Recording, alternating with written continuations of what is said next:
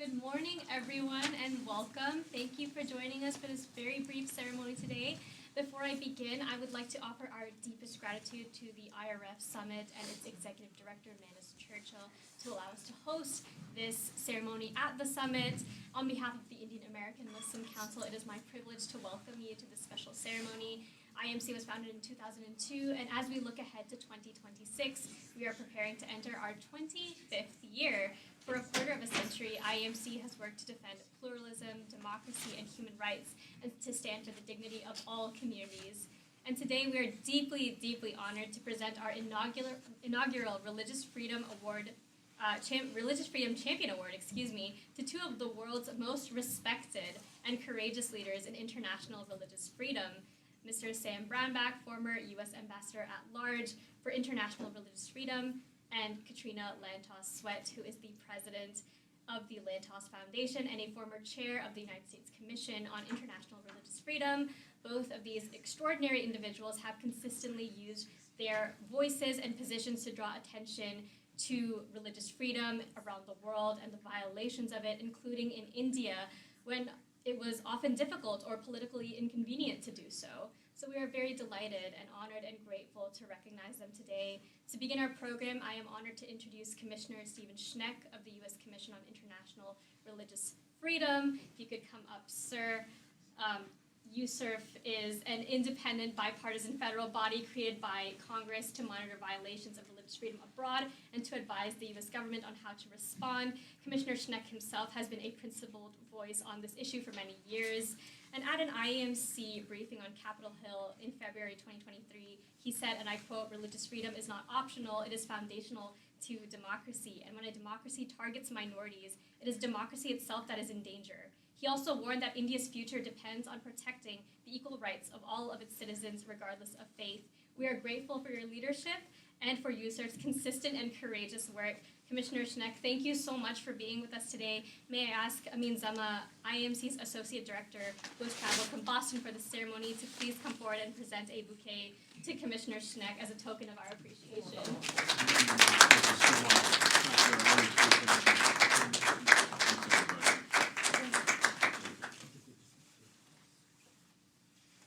May I now also invite Ambassador Sam Brownback to please come up here to the stage, and I would also like to invite Amin Zama to present him with a bouquet as well, as a token of our appreciation for all of your work. Put that around there. That's beautiful. Thank you very much. Appreciate that. And last but certainly not the least, Dr. Katrina Lantos Swett, please, if we could honor you with a bouquet as well for all of your work. Oh, this is beautiful. Let's turn it around.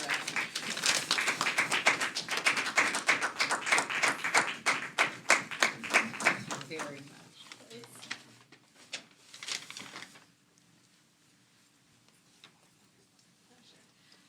And Commissioner Schneck, if you could come up to the stage for just a few minutes and share with us a few words to start us off with the ceremony, we would greatly appreciate it.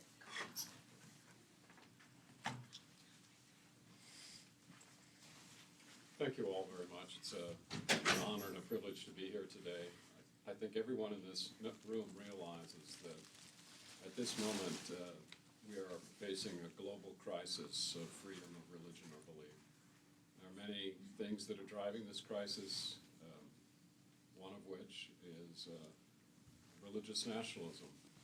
Religious nationalism, I know, is something that has been of much interest to the recent work of the Indian American Muslim Council. The persecution that's experienced by Muslims in India today is a persecution that's driven in large part by a version of religious nationalism. So I'm pleased to be here today and pleased to honor the work of this fine organization. Thank you for this moment. Thank you. Thank you so much, sir. I would now like to invite to the stage Mr. Syed Afzal Ali, who is a co-founder and former president of IAMC. He has traveled from Dallas, Texas to be here with us today, and he'll be sharing some opening remarks. Thank you, Safa. And thank you all for being here. You may not know me, but I work with Ajit Sahi. Many of you do know him, and that will explain a lot. I've learned a lot from Ajit Sahi, working with him on Indian Muslim advocacy issues. And just like to share two of the things that I learned from him. One is to take the work seriously, but not take yourself too seriously. And the other thing is that when people of conscience speak up, especially when it's uncomfortable, it can actually change lives. And that is the lesson that, as to why we are here today. And on behalf of IAMC, we extend our deepest appreciation to the United States Commission on International Religious Freedom for its tireless and principled work. USCIRF has stood firm when others have chosen to remain silent. And that courage has mattered deeply to victims of persecution around the world. It is a special honor for us to present our inaugural Religious Freedom Awards to Ambassador Sam Browback and Ms. Katrina Lantos Swett. Thank you both for your leadership. Both of you have dedicated your lives to defending the fundamental right to believe, to worship, and to live without fear. Their leadership has also elevated the global attention to religious freedom, including in India, at a moment when such attention is urgently needed. IAMC is proud of its multi-faith legacy. From the beginning, our mission has been to defend the rights of all communities, including Muslims, Christians, Dalits, and Adivasis, who have faced violence and discrimination under the nationalist movement since 2014. We believe that protecting the rights of one community strengthens the rights of all communities. Today's awards reflect that commitment and that vision, because religious freedom is not a favor granted by the powerful. It is a right that belongs to everyone and everywhere. And thank you again for being here, and it's our honor and privilege to present you with these awards. Thank you.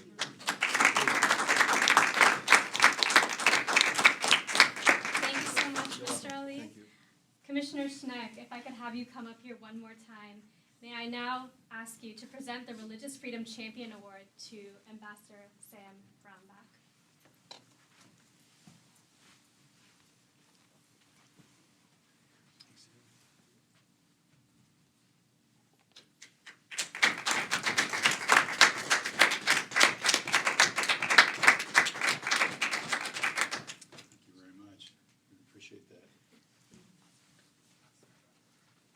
Mr. Brownback, if we could have you speak for just 2 minutes, we would greatly. No, you can speak for more than 2 minutes.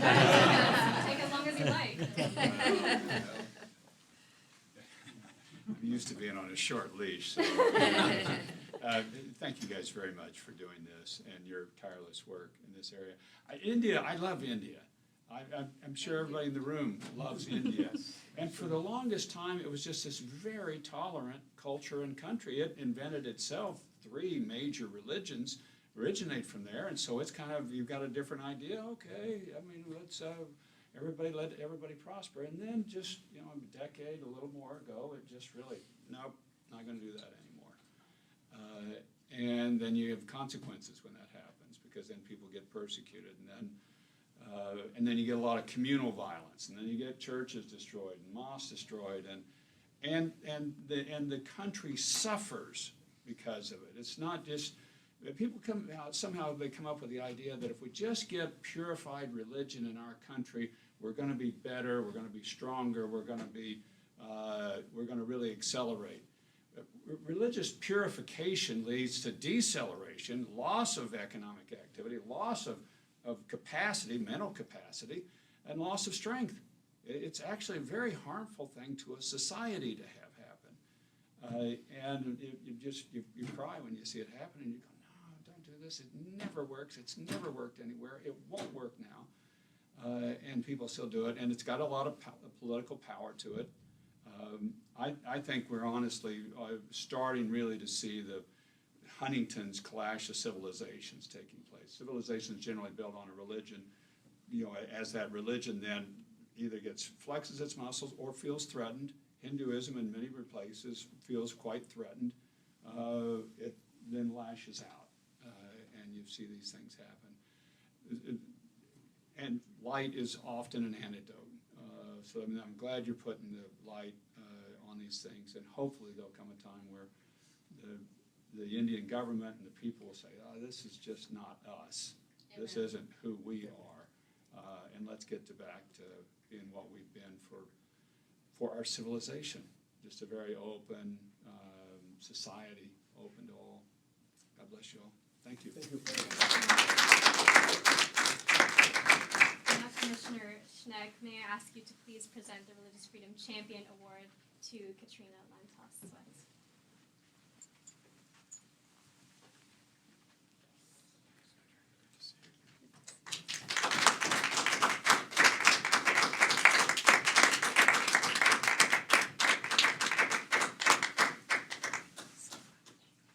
And of course, we would also love to hear you speak for 2 minutes or more. Okay. Well, I want to associate myself with both the wonderful comments of Commissioner Schneck and my dear friend and colleague, Ambassador Browback, because I think they have rightly and correctly identified how sad it is for those of us who love India, who recognize it as an extraordinary country, the world's largest democracy, the birthplace of some of the greatest, contributions both in terms of religion and culture and science to the world. And so it really does break our heart. This is not a situation where anyone feels anything other than regret and sorrow and concern to see India moving so far from what should be the prevailing ethic of that society. So I very much admire and am grateful for the amazing work of IAMC and for the spirit that you bring to your work. You really do embody the very best of what India should be. And I have such fond memories of working with Ajit when he first sort of opened up shop here in the nation's capital. And you should be very proud of who you are and what you've achieved. Now, I do have to tell one little story. I might tell two. But this is not going to be known by anyone here. I'm not even sure my husband knows this story. So now I hope I have your ears perked up, because we've been married 45 years. And as I say, I'm not sure he knows this story. But I have participated in my life, a little embarrassed to admit, in 2 beauty contests. It was against my will. My father made me do it because there is a traditional ball in Hungary called the Anna ball. And the Anna ball has become a symbol of Hungarian pride and independence, because when Hungary was part of the Austro-Hungarian Empire, there was a Hungarian nobleman with a daughter named Anna who held a big ball in honor of his daughter, hence the Anna ball. And a couple of Austrian sort of semi-noblemen or soldiers kind of crashed the party. And one of them went up to ask Anna, who was the belle of the ball, to dance. And in words that stir every Hungarian heart, she refused them and said, "Tonight is only for Hungarians." Well, as a result, this became kind of a fun tradition. They would hold an Anna ball more recently, but maybe over the last 100 years. And they would pick a belle of the ball. Well, when I was probably about 14 years old, I went to the Anna ball, and the way in which you're chosen, it's not it's really the only rigged election I've ever been part of, Ambassador. All the girls get a little heart with a number on it, and the attendees of the ball get to write down on a ballot their choice for who should win the Anna ball. And I'm sure my father was bribing people right and left, buying them drinks at the bar or whatever, to write down his daughter's number. But the reason I'm telling this story is the first time I went to the Anna ball, I won sort of the second place prize, and I was wearing a beautiful Indian sari. About 2 years later, I went again and I won the first prize, which was a beautiful big golden apple, and I was wearing an Indian sari, a gorgeous Indian sari. I wish I still had it. And so I have always felt that India, has this ability to create an allure of magic and elegance and mystery, especially for their beautiful women. And so I will always have this sort of special place in my heart for the way India and its timeless sense of beauty and culture and style enabled me to triumph in these two contests in which I participated. It's a fun memory for me, but it is not a happy thing when we see how, again, this extraordinary culture has turned into something exclusive. You spoke, Commissioner Schneck, about religious nationalism, one of the most destructive things imaginable. Truly it is, and the absolute antithesis of what the IRF Summit is about. So thank you for this award. I consider it a real honor given to me by friends who represent a country that I do love, I truly love, a culture that I admire. And when you love someone or love something, then you're not content to let them go off the rails. You are not happy to shrug your shoulders and say, oh, well, that's too bad. They've gone down a bad path, but that's their problem, not mine. No, when you love someone, when you care about them, you want to fight for them to get back on track, to find that right path again. And I know that's what your organization, that's what your community is trying to do on behalf of all Indians. And I admire you and respect you and thank you for that. And I'm truly honored to receive this award, and it will have a place of great pride in my home. So thank you so much. Thank you so much for the beautiful story. May you have many more balls thrown in your name. I need a new sorry. My next birthday. Please come to Maryland. Okay. You can pick. We have a date. Yes. Beautiful. I love to see networking happen in real time.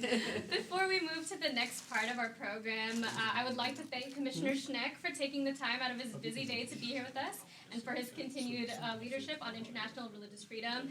We can now turn to the second part of our ceremony today, the release of IAMC's 2026 annual report on human rights and religious freedom in India. This report documents how democratic backsliding, discriminatory laws, and state-backed violence have increasingly placed minorities at risk. It details the targeting of Indian Muslims and Christians, the rise in hate speech and mob violence, the use of bulldozer demolitions as collective punishment, the repression of Kashmir, and growing threats to Dalits and Adivasis. It also examines transnational repression and the shrinking space for journalists, civil society, and dissent. The report concludes with recommendations for the United States, the United Nations, and the Indian government to reverse these dangerous trends and uphold India's constitutional promise of equality and freedom. I now invite Mr. Afzal Ali to please come forward and present copies of the report to Ambassador Browback and Dr. Lantos Swett for its official release.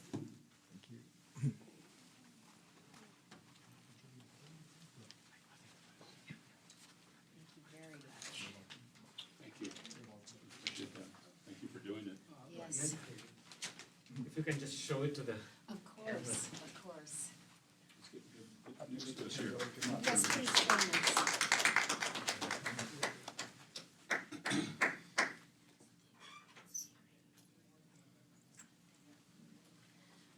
I promise you I will read this. I know some of the material in it, but it takes an enormous amount of effort to pull it all together, to document it, and to present it in a way that makes this important story accessible to people. So thank you for this report. That concludes the official release of our report, but we do have a couple other folks that we would like to honor before we close up. I would like to invite former USCIRF Commissioner David Curry, who's in the audience, to present you with a bouquet as well for all of the incredible work that you've done in your capacity at USCIRF and all the work that you continue to do.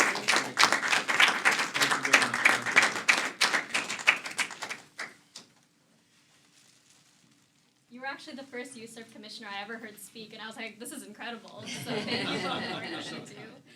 And finally, to Ambassador Richard Swett, we would also like to honor you for all the work that you do as well.